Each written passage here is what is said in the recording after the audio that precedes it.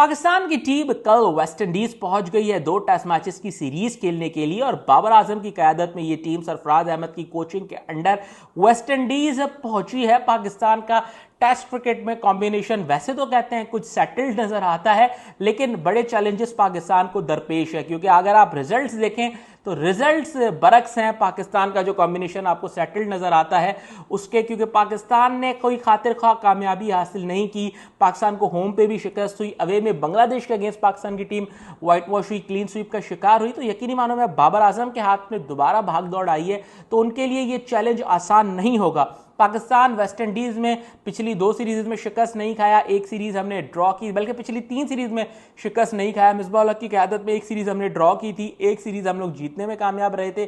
फिर पिछली मरतबा जब हम बाबर आजम की क़यादत में वेस्ट इंडीज गए थे तो हम सीरीज ड्रॉ करने में कामयाब रहे थे। अब बाबर आजम इस चैलेंज को किस तरीके से लेते हैं, जो दोबारा से कप्तानी का ताज उनके सर पे सजाया गया है, और सरफराज अहमद के लिए भी एक बड़ा टास्क है, क्योंकि अंडर 19 वर्ल्ड कप में वो डिजायर्ड रिजल्ट नहीं आए थे। ऑल्दो वो एशिया कप जरूर जीते थे, लेकिन उसके बाद फिर बांग्लादेश में भी 2-0 से शिकस्त हुई थी उनकी कोचिंग में टीम को। यहां पर सरफराज अहमद को भी काफी कुछ प्रूफ करना है, उनके साथ जो कोचिंग स्टाफ है काफी कुछ उन्हें भी प्रूफ करना है। पहला टेस्ट मैच जनाब पाकिस्तान की टीम जो है वो तरोबा में खेलेगी 25 जुलाई से, और जो दूसरा टेस्ट मैच है वो पाकिस्तान की टीम खेलेगी जनाब पोर्ट ऑफ स्पेन ट्रेडिनाइट में, और ये 2 अगस्त से मैच खेला जाएगा। लेकिन इन दोनों मैचेस से पहले पाकिस्तान टीम तरोबा में ही एक 4 डे मैच भी खेलेगी क्रिकेट वेस्ट इंडीज 11 के अगेंस्ट, जो पाकिस्तान टीम के इस टूर की प्रिपरेशन के लिए होगा। अब पाकिस्तान को देखना है कि पाकिस्तान किस तरीके से अपना कॉम्बिनेशन बनाता है।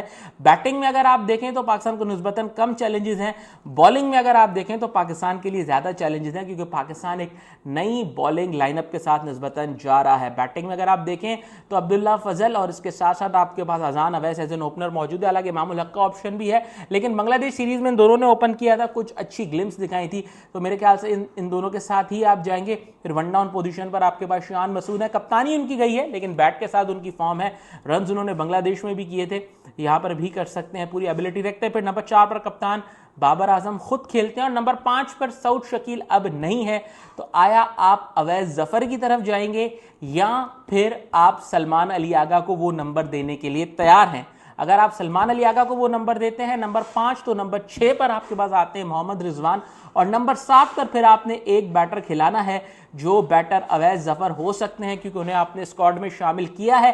फिर आपके पास ऑलराउंडर हैं जनाब आमिर जमाल, आपके पास ऑलराउंडर मौजूद है। इसके साथ साथ आपके पास साजिद खान है, ऑफ स्पिनर है, बैटिंग भी वो कर लेते हैं। अली उस्मान आपके पास मौजूद हैं, उन्हें आप यहां पर लेके गए हैं, लेफ्ट आर्म फिंगर स्पिनर है, उन्हें आप किस तरीके से यूज करते हैं वो भी देखना है। फिर आपके पास पेसर्स में मोहम्मद अब्बास और खुरम शहजाद, ये 2 ऑप्शंस तो आपके पास मौजूद ही हैं, क्योंकि निस्बतन एक्सपीरियंस भी हैं, खेलते भी रहे हैं। साथ साथ आप उबैद शाह को भी लेके गए हैं, तो उनको आप कहां पर यूटिलाइज करेंगे, किस तरीके से उन्हें आप खिलाएंगे? तो ये पाकिस्तान का जनाब स्क्वाड भी है और पाकिस्तान की तैयारी भी है।